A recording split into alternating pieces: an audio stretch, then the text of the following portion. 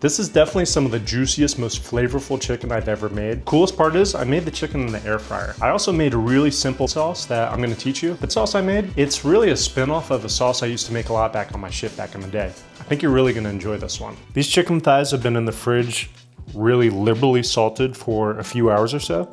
And as you can tell, you can't really see the salt anymore. That's because it's all absorbed into the chicken, and it's gonna break down some of those muscle fibers, causing the chicken to be that much juicier, which is a good thing for what we're doing. Now, I'm using this stuff, this adobo seasoning. It's just a general all-purpose seasoning, and we're gonna season them up pretty nicely before throwing them in the air fryer. And as they're cooking in the air fryer, I'm gonna make up a nice sauce for it, which is gonna go really, really nicely. I'm pretty excited for the sauce. I'll show you it in a minute. But it's something pretty much I used to cook in the Coast Guard a lot. Pretty similar, at least. The same ingredients we used to use more as a marinade, actually, but I'm gonna make a sauce out of it this time instead. Make sure your chicken is really well seasoned for this with all-purpose. We don't want it to be a contradicting flavor. For instance, don't use a barbecue blend or something like that for the kind of sauce we're making. Now we're gonna throw these in the air fryer. You wanna make sure to spray the tray for the air fryer so it doesn't stick to the chicken. I'm gonna throw the chicken skin side down to start, and I'm only gonna set it for 10 minutes before I flip them. I'm gonna cook these on air crisp mode at 400, and total time will probably be about 20 minutes, but I'm gonna set it for 10 minutes so we can check them, flip them, and we'll see how it goes. For the sauce we're making, we got to do a little prep work, which I'll take you through in a second, but we're going to be cutting up an onion. I'm going to use, let's see, I'll probably use half an onion. I'm going to use probably half a lemon. I'm using a few garlic cloves, as you know I love garlic. I'm using about a handful of fresh parsley. I'm using a couple green onions as well, which I'll slice up for a garnish and makes a really nice flavor too. For the actual sauce, the liquid portion of it all, I've got veggie stock stocked up in the kitchen. If you have chicken stock, that would be better. I'm using a neutral oil, avocado oil. I'm gonna have to make a little cornstarch slurry to make it saucy. I've only got a tiny bit of soy sauce. Typically I'd use a little more than this, but this is good enough just for a little flavor. I'm using a little apple cider vinegar and a little honey to sweeten it up. You could use brown sugar too, but honey's a little healthier. Now I'm gonna do the prep work while my pot heats up and our chicken is cooking.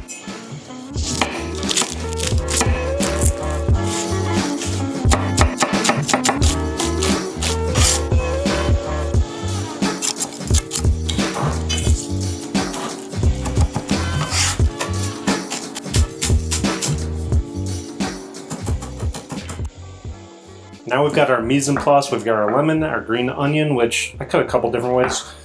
Our onion, our parsley, and our garlic. And we got our liquids, we got our pot heating up. 10-minute timer went off. Ooh, yum.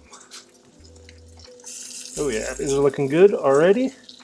And since I did the little quick dry brine on these with the salt and I left them in the fridge for a few hours, they're gonna get a little crispier than if I didn't do that. So that's another key trick that's super important to cooking really good air fryer chicken. Now I'm gonna set them for 5 minutes and then we'll check how the temp is looking. Turn it back up to 400 and we're gonna set it for 5 minutes and check it. We want our chicken to be 165. I'm gonna stop it a little ahead of time. See how we're looking. Woohoo! Hear that sizzle? Check out that sizzle on it.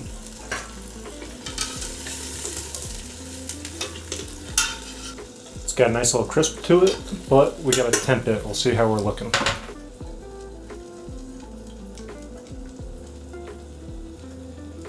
So we're at 145.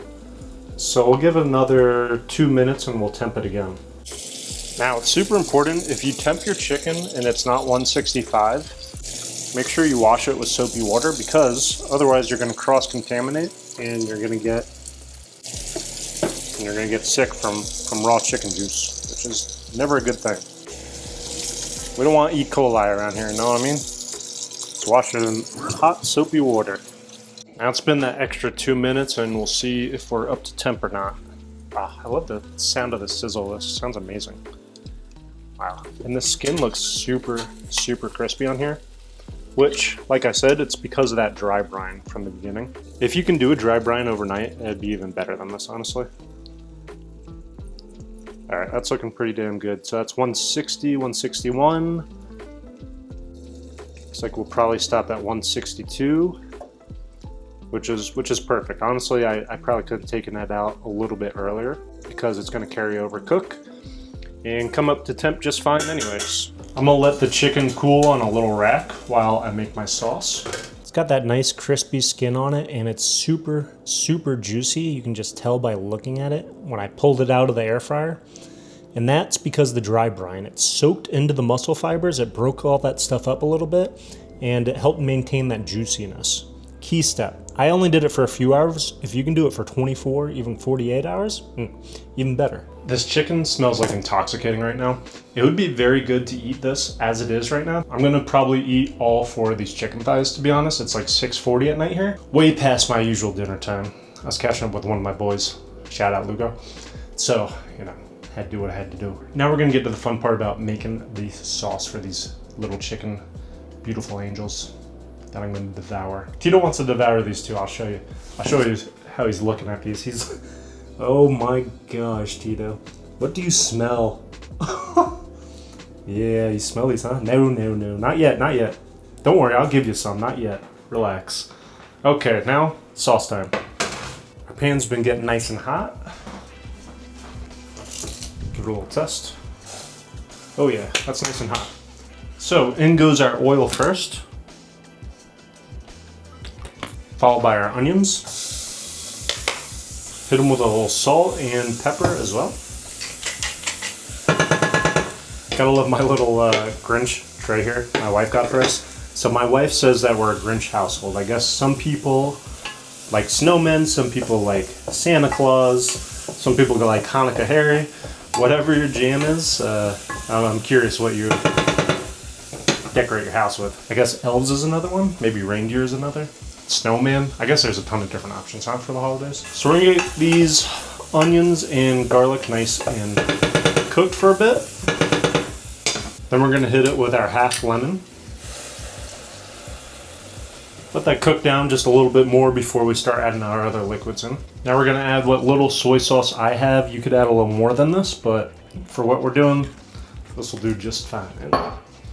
We're gonna add in some apple cider vinegar. Probably do about a tablespoon or so. I'm gonna add in some honey to sweeten it up and to kind of get it a little caramelized. This will be our sugar content. That and the soy sauce should, oh yeah, it's smelling really good. Should do what we want consistency wise for the sauce. But I was about to say coconut slurry. Our cornstarch slurry is going to be the real game changer for this. I'm going to start getting everything else lined up. We got our veggie stock. I'm going to make the cornstarch slurry real quick. Cornstarch slurry is the secret weapon. So this is cornstarch. I'm adding a little bit into a little bit of water. We're going to stir it up in here. You don't want to add the cornstarch in by itself without mixing it first. Otherwise it'll get all clumpy and it won't do the trick that we're looking to make it do. And I'll show you what it does do in a minute. Now, there we go. Our soy sauce and honey is getting nice and cooked. It's gonna thicken up everything a little bit along with the lemon juice. Next, we're gonna add in our veggie stock. Like I said, if you have chicken stock, that would be a little better for this, but no big deal. And we're just adding in, I don't know, maybe that was 2 tablespoons or so. I cannot speak tonight. I blame it on the hunger. Yeah, that's why I can't speak. I'm like a gremlin. If I don't eat after a certain time, I just go crazy. I can't speak. All right, so now we're gonna add in our cornstarch slurry. Make sure if it sits for a little while, it starts getting clumpy already, like mine did. So you wanna make sure it's very thinned out before you pour it in. Now I used a lot for the small amount of liquid because I want it really, really thick. And that's what the cornstarch slurry is gonna do. It's gonna thicken this sauce up really nicely. I'm gonna go ahead and add in some of my herbs too, my parsley. I'm gonna hold off on my green onions until the sauce is saucy, so not just yet. I'll check back in a few minutes once it starts getting a little thicker. So you can see this middle part right here, it's starting to do what we want it to do and get nice and thick. But do keep in mind, you don't want to burn it, so keep stirring it once it gets to this point. Basically when it's like 75% done, you want to stir it a little more than you did until it got to this point. Otherwise it might burn on you a little. It's gonna be really good. So now that it's almost done, we're gonna add in our green onions. Green onions really kick it up a notch with flavor and the look of it. It's looking really good right now. And I think I'm pretty happy with this consistency, so we're gonna pour it on the chicken now. So we've got our beautiful chicken that's been sitting for however long that was, 12 or 15 minutes or so. We've got our sauce that is nice and saucy. It's gonna be really freaking good. Now, I've also saved a little bit of green onions for the garnish on top of the chicken. I've got to get some nicer plates. I don't own any nicer plates than what you're seeing right here, but I think it'll still look pretty nice. All right, now it's time for the money shot here. For the moment you've all been waiting for. Ooh, ooh, ooh. That just looks delightful, doesn't it? It's gonna be so freaking good. I cannot wait. Honestly, can't wait.